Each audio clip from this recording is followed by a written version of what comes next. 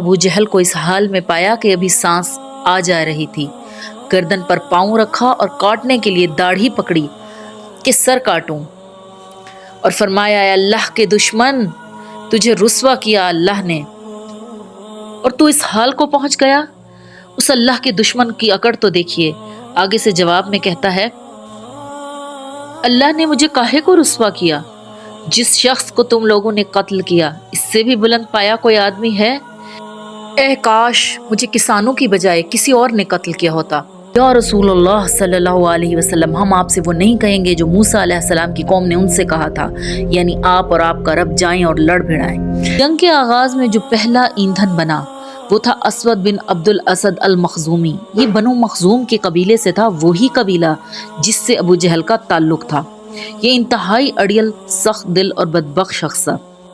ये मुसलमानों को ललकार कर मैदान में निकला कि मैं अल्लाह की कसम खाता हूँ, इनके हौज का पानी पी कर रहूंगा वरना इसे ढा दूंगा। और इन लाशों पर खड़े होकर फरमाया, तुम अपने नबी के लिए कितना बुरा कुंबा और कबीला थे। तुमने मुझे झुटलाया जबकि दूसरों ने मेरी तस्दीक की। तुमने मुझे बेयार और मददगार छोड़ा जबकि औरों ने मेरी ताईद की। तुमने मुझे निकाला और उन्होंने मुझे पनाह दी। इसी छप्पर की जगह आज मस्जिद अरीश कायम है। पिछली वीडियोस में हमने आपको वादी रोहा, बीर शिफा और जबल मलाइका के बारे में बताया था, और अब इन्हीं मुबारक वादियों के सिलसिले को आगे बढ़ाते हुए हम जा रहे हैं बदर के तारीखी मैदान की तरफ। बदर की जंग इस्लाम की पहली अजीम मारका आराई, जिसके वाक़यात निहायत तफसीली और ईमान अफरोज़ हैं। मैं इस वीडियो में आपको इसी जंग बदर के मुतालिक चंद अहम और दिल को छू लेने वाले वाक़यात बयान करूंगी। हम वहीं से आगाज़ करेंगे जहां नबी अकरम सल्लल्लाहु अलैहि वसल्लम ने बदर के एक मकाम पर आर्जी पड़ाव डाला था। नबी अकरम सल्लल्लाहु अलैहि वसल्लम को यकीनी तौर पर इस बात का एहसास हो चुका था कि अब एक खूंरेज़ टकराव का वक्त आ चुका है। ऐसा कदम जो जुर्रत और शुजाअत पर मबनी हो, क्योंकि मक्की लश्कर को अब इसी तरह से इन इलाकों में दनदनाता हुआ नहीं फिरने दिया जा सकता था। अच्छा, इसके साथ साथ मैं आपको ये बताती चलूं कि ये जो वॉल बाउंड्री है, इसी के अंदर शोहदाए बदर की कबूर हैं। ये वही हम आपको दिखा रहे हैं जी। तो बगैर टकराव के लौट जाने से इससे एक तो मुसलमानों की आवाज़ दब कर रह जाती, और फिर क्या ज़मानत कि मक्की लश्कर मदीना की जानिब पेशकदमी नहीं करेगा। नबी अकरम सल्लल्लाहु अलैहि वसल्लम ने फौरी तौर पर एक शूरा का इज्तिमा किया। यकीनी जंग के बारे में सुनकर कुछ नए मुसलमान सहाबा घबरा गए। इसी मौके पर सूरह अनफाल की 5वीं और 6ठी आयत नाजिल हुई। जिस तरह तेरा रब तुझे तेरे घर से हक के साथ निकाल लाया और एक गिरोह मुसलमानों में से नापसंद करता था, वो हक के बारे में तुझसे झगड़ते थे, बाद इसके कि वो जाहिर हो चुका था, गोया ऐसे जैसे वो मौत की तरफ हांके जा रहे हों। दरअसल बात ये थी कि नबी अकरम सल्लल्लाहु अलैहि वसल्लम के साथ जो लश्कर मदीना निकला उसमें अक्सरियत अंसार की थी। जब जंग के लिए मशवरा लिया गया तो हज़रत अबू बकर सिद्दीक रज़ी अल्लाहु अन्हु और हज़रत उमर फ़ारूक रज़ी अल्लाहु अन्हु ने निहायत उम्दा बात कही, लेकिन नबी अकरम सल्लल्लाहु अलैहि वसल्लम के चेहरे अनवर से महसूस होता था कि आप सल्लल्लाहु अलैहि वसल्लम अंसार में से किसी के जवाब के मुंतज़िर हैं कि अंसार में से कोई जवाब दे। इसी लम्हे हज़रत साद बिन मुआज़ रज़ी अल्लाहु अन्हु ने इस इशारे को भांप लिया और उन्होंने इंतहाई जोश से कहा, या रसूलुल्लाह सल्लल्लाहु अलैहि वसल्लम, हम आपसे वो नहीं कहेंगे जो मूसा अलैहिस्सलाम की कौम ने उनसे कहा था, यानी आप और आपका रब जाएं और लड़ भिड़ाएं, बल्कि हम तो ये कहेंगे कि आप और आपका रब हमारे साथ किताल के लिए चलें, यहाँ तक कि हमसे आपकी आंखें ठंडी हो जाएं। नबी अकरम सल्लल्लाहु अलैहि वसल्लम ने उनकी ये बात सुनकर खुशी का इजहार किया और उन पर निशात तारी हुई। उन्होंने कहा, चलो चलो, खुशी के साथ जंग में चलो। अल्लाह रब्बुल इज़्ज़त ने मुझे 2 ग्रोहों में से एक का वादा फरमाया है, यानी या तो अबू सुफियान का लश्कर या फिर जंग में कामयाबी। नबी अकरम सल्लल्लाहु अलैहि वसल्लम ने फरमाया, गोया मैं यहीं से कुफ़ार मक्का की कत्ल गाहें देख रहा हूँ। सुबहान अल्लाह। अच्छा, अब एक ऊंची जगह से मैं आपको ये सारा मकबराए शोहदाए बदर और यहाँ से जो मस्जिद अरीश है और यहाँ के जो पूरा एरिया है और जबल मलाइका है, یہ سارا کچھ میں آپ کو دکھانے کی کوشش کرتی ہوں۔ یہ سفید منار، یہ مسجد عریش نظر آ رہی ہے، اور سامنے مقبرہ شہدائے بدر بھی نظر آ رہا ہے، جہاں وہ جان نثار صحابہ آرام فرما ہیں، جنہوں نے دین اسلام کے لیے اپنی جانیں نچھاور کر دیں۔ یہ پورا میدان چاروں طرف سے پہاڑوں سے گھرا ہوا ہے۔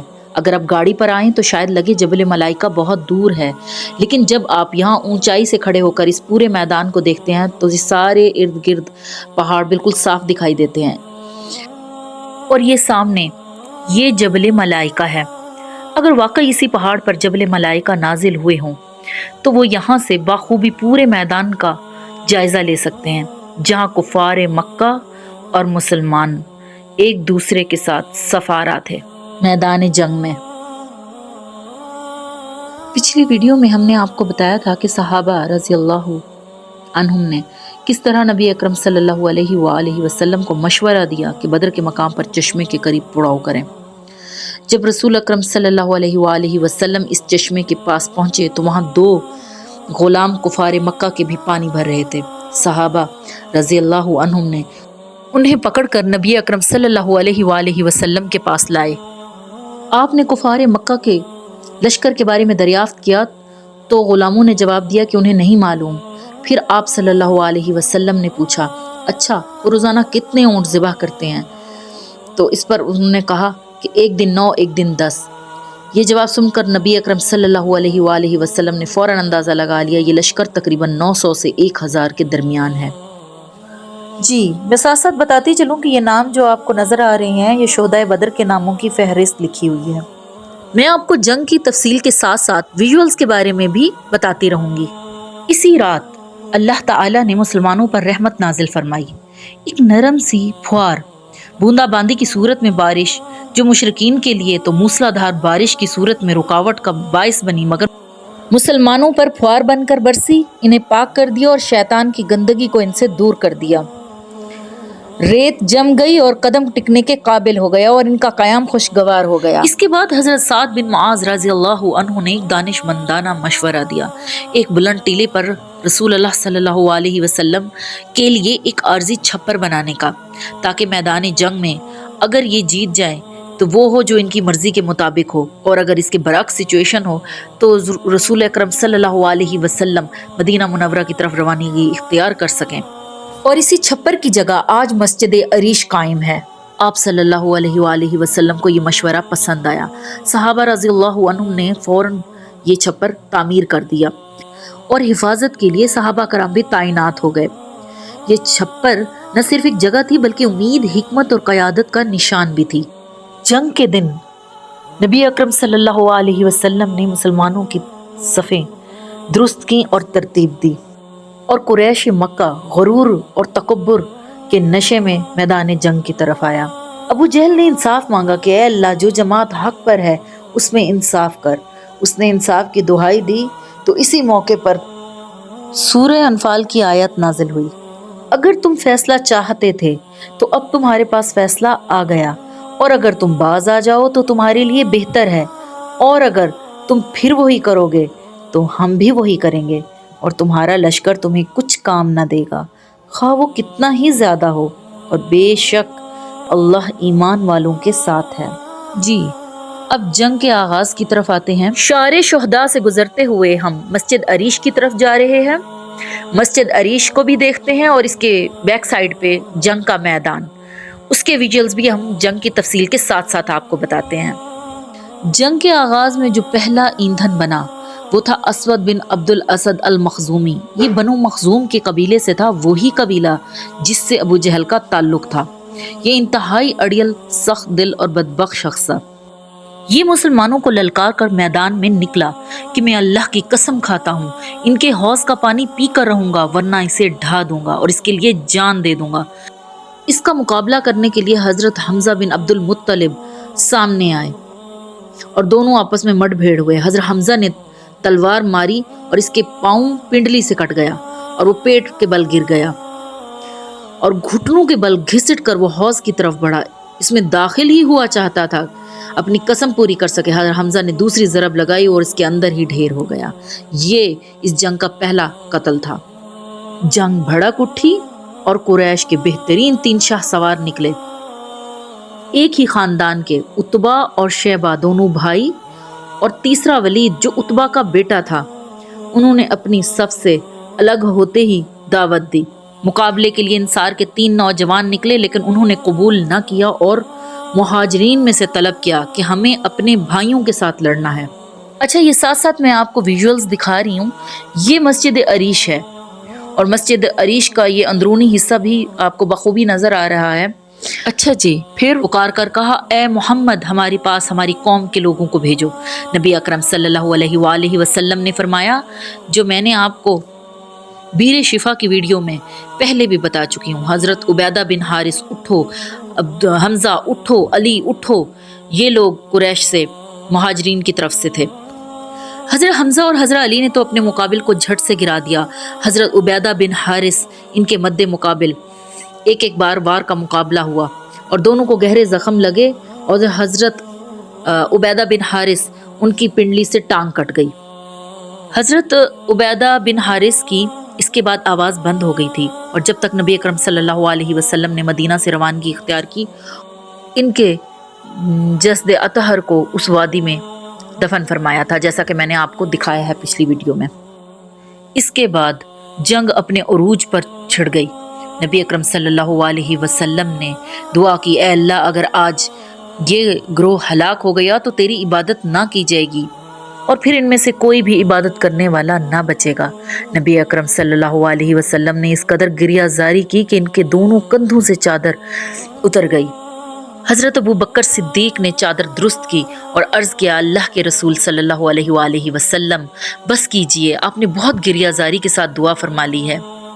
تو اللہ رب العزت نے سورہ انفال کی 9 اور 10 آیات نازل فرمائی خوشخبری کے طور پر، جس کا ترجمہ ہے، جب تم نے اپنے رب سے فریاد کی تو اس نے تمہاری دعا قبول کر لی، اور میں تمہاری مدد کے لیے 1000 فرشتے پے در پے بھیج رہا ہوں، اور اللہ نے اس کو محض خوشخبری بنایا تاکہ تمہارے دل مطمئن ہو جائیں، اور مدد تو اللہ ہی کے پاس سے ہوتی ہے، بے شک اللہ زبردست حکمت والا ہے۔ سبحان اللہ، سبحان اللہ۔ میں سوچتی ہوں کس عروج کی ہوتی ہے نبیوں کی گریہ زاری کہ اللہ رب العزت کی مدد بھی فوراً آ پہنچتی ہے۔ نبی اکرم صلی اللہ علیہ وسلم کو ایک جھپکی آئی، آپ صلی اللہ علیہ وسلم نے سر اٹھایا اور فرمایا، ابو بکر خوش ہو جاؤ۔ جبریل علیہ السلام اپنے گھوڑے کی لگامیں تھامے آگے آگے چل رہے ہیں اور گرد و غبار میں اٹے ہوئے ہیں۔ نبی اکرم صلی اللہ علیہ وسلم چھپر کے دروازے سے باہر تشریف لائے اور زرہ پہن رکھی تھی۔ آپ پرجوش طریقے سے آگے بڑھ رہے تھے اور فرماتے جا رہے تھے۔ سورہ قمر کی آیت نمبر 45، یعنی یہ لشکر شکست کھا جائے گا اور پیٹھ دکھا کر بھاگے گا۔ یہ فرماتے ہوئے نبی اکرم صلی اللہ علیہ وآلہ وسلم نے مٹھی کنکریلی مٹی سے لی اور قریش کی طرف رخ کر کے فرمایا، شاہت الوجوہ، یعنی چہرے بگڑ جائیں، اور ساتھ ہی مٹی ان کے چہروں کی طرف پھینک دی، اور کوئی نہیں بچا جس کے منہ اور آنکھوں میں اس مٹھی مٹی میں سے کچھ گیا نہ ہو۔ اسی جوش و جذبے کے ساتھ نبی اکرم صلی اللہ علیہ وسلم نے فرمایا، خدا کی قسم، جو آج اس جنگ میں ثواب کی نیت سے آگے بڑھے اور ڈٹ کر لڑے اور پیچھے نہ ہٹے اور مارا جائے، اللہ اسے ضرور جنت میں داخل کرے گا۔ قتال کی ترغیب دیتے ہوئے نبی اکرم صلی اللہ علیہ وسلم فرما رہے تھے، دوڑو اس جنت کی طرف جس کی وسعت زمین و آسمان سے کہیں زیادہ ہے۔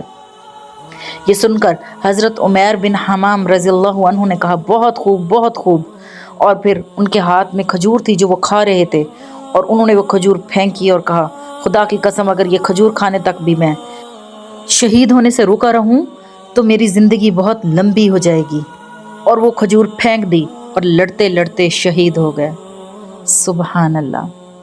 یہ وہی پہاڑی ٹیلا تھا جس پر نبی اکرم صلی اللہ علیہ وسلم کا چھپر ڈالا گیا تھا، اور آج کے وقت اسی مقام پر یہ مسجد عریش تعمیر ہے۔ اچھا، یہ جو جنگ کا میدان میں آپ کو دکھا رہی ہوں، اس سے تھوڑا ہٹ کر جو پہلے میں نے آپ کو باؤنڈری دکھائی تھی جس میں شہدائے بدر کی قبور تھیں، یہ وہ میدان ہے ایگزیکٹ جہاں پر لڑائی لڑی گئی تھی مسلمانوں اور کفار مکہ کے درمیان۔ مسجد عریش اسی طرف آپ دیکھ سکتے ہیں اونچائی پر قائم ہے، اور یہاں سے ہی نبی صلی اللہ علیہ وسلم قیادت کر رہے تھے، بخوبی جنگ کا منظر دیکھ رہے تھے، اور ایگزیکٹ یہ وہی میدان ہے جہاں پر یہ جنگ لڑی گئی۔ نبی اکرم صلی اللہ علیہ وسلم کو زرہیں پہن کر جذبے میں اس طرح بولتے ہوئے مسلمانوں میں ولولہ اور جوش آ گیا۔ قریش مکہ نے ابو جہل کے گرد گھیرا ڈالا ہوا تھا۔ اب اس کے قتل کا میں آپ کو واقعہ سناتی ہوں۔ جب مسلمانوں نے جوش و جذبے کے ساتھ ان کے اوپر یکبارگی ٹوٹ پڑے تو ان کا جو ابو جہل کے گرد حلقہ تھا وہ تتر بتر ہو گیا۔ حضرت عبد الرحمن بن عوف کا بیان ہے کہ جنگ بدر کے روز میں نے 2 نوجوانوں کو دیکھا جو میری طرف آ رہے تھے، اور ان میں سے ایک نے باری باری مجھ سے پوچھا کہ ابو جہل دکھا دیجئے، کیونکہ ہم نے سنا ہے کہ وہ نبی اکرم صلی اللہ علیہ وسلم کو گالیاں دیتا ہے۔ اس ذات کی قسم جس کے ہاتھ میں میری جان ہے، اگر میں نے اسے دیکھ لیا تو میرا وجود اس سے الگ نہیں ہوگا جب تک کہ ہم دونوں میں سے کوئی ایک پہلے جسے موت نہ آ جائے۔ دوسرے شخص نے بھی اسی طرح کہا تو آپ نے ابو جہل کی طرف اشارہ کیا جو لوگوں کے درمیان چکر کاٹ رہا تھا، اور جنگ میدان کی صورتحال یہ تھی کہ قریش مکہ تتر بتر ہو گئے تھے۔ اب وہ تھوڑا فاصلے سے ہٹ رہے تھے، جس میں وہ زور زور سے اپنے لوگوں کو پکار رہا تھا، اپنی اکڑ اور اپنے غرور میں ان کو بلا رہا تھا کہ کیوں حوصلہ شکن ہو رہے ہو، آؤ اور ان لوگوں کے ساتھ لڑو اور دکھا دو۔ تو اس پر وہ نوجوان ابو جہل کے گرد ڈلے ہوئے گھیرے کو چیرتے ہوئے پہنچے اور قتل کر دیا۔ حضرت عبداللہ بن مسعود فرماتے ہیں کہ میں نے ابو جہل کو اس حال میں پایا کہ ابھی سانس آ جا رہی تھی، گردن پر پاؤں رکھا اور کاٹنے کے لیے داڑھی پکڑی کہ سر کاٹوں، اور فرمایا اے اللہ کے دشمن، تجھے رسوا کیا اللہ نے، اور تو اس حال کو پہنچ گیا۔ اس اللہ کے دشمن کی اکڑ تو دیکھیے۔ آگے سے جواب میں کہتا ہے اللہ نے مجھے کاہے کو رسوا کیا؟ جس شخص کو تم لوگوں نے قتل کیا اس سے بھی بلند پایا کوئی آدمی ہے؟ اے کاش مجھے کسانوں کی بجائے کسی اور نے قتل کیا ہوتا۔ حضرت عبداللہ بن مسعود نے جب پاؤں سے اس کی گردن پکڑی ہوئی تھی تو اس نے کہا او چرواہے، تو بڑی اونچی اور مشکل جگہ پر چڑھ گیا ہے، کیونکہ حضرت عبداللہ بن مسعود رضی اللہ عنہ بکریاں چراتے تھے۔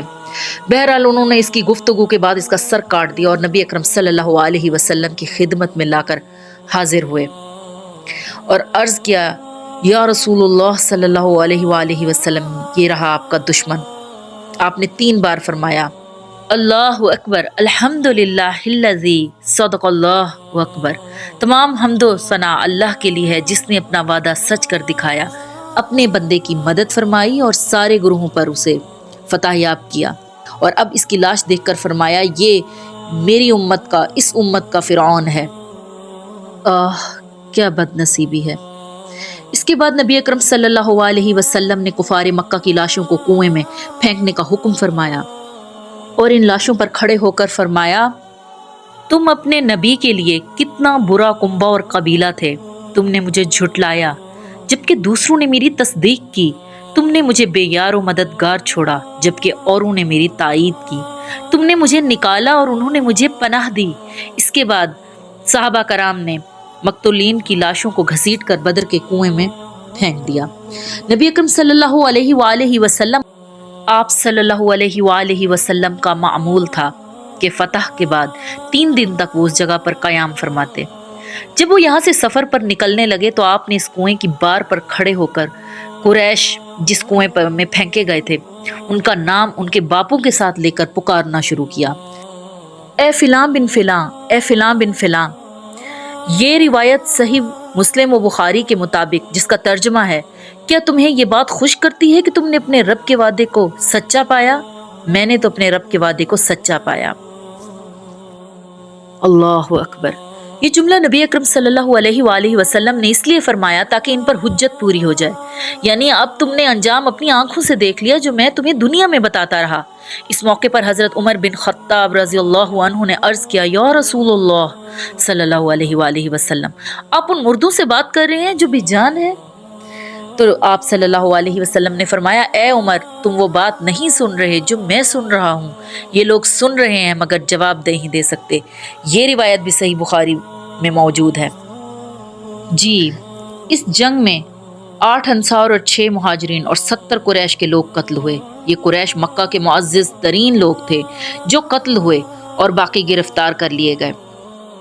یوں بدر کے ریزگاروں میں کفر کا غرور خاک میں مل گیا۔ 70 کفار قید ہونے کے بعد باقی تو بھاگ کھڑے ہوئے، مگر اسلام کے جاں بازوں نے اپنے لہو سے تاریخ کا پہلا باب لکھ دیا اور بدر کی ریت ہمیشہ کے لیے ان کے خون سے سرخ ہو گئی۔